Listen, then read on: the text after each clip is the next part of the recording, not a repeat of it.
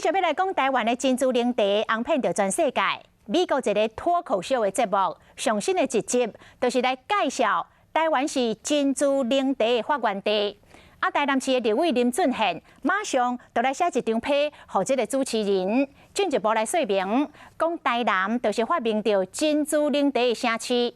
结果，佫引发着旧恨新仇咯。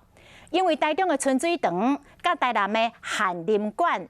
过去就捌因为要相争，这是第一来起相告，也毋过尾啊，这个官司嘛是无尾之怪。即摆两边拢讲无想要搁这咯。上重要的是，台湾的珍珠奶茶就是世界第一。And it's honestly remarkable that we haven't talked about Taiwan before on this show, given it's the birthplace of bubble tea.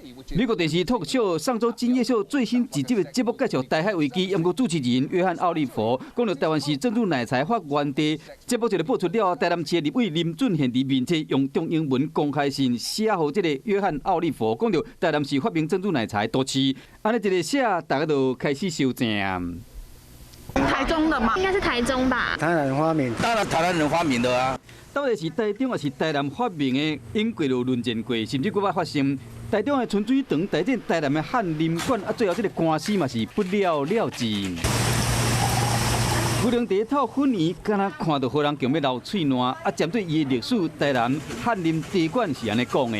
我们珍珠奶茶正式的一个发明年份应该是1986年的10月25号。那台中的春水堂呢，伊表示讲，伫1986年，同款嘛将这个粉圆染这个牛奶茶，即嘛商号业者表示讲，到底是对一间新发明的已经无重要啊，因为即嘛珍珠奶茶已经流行全世界，变成代表台湾的饮品。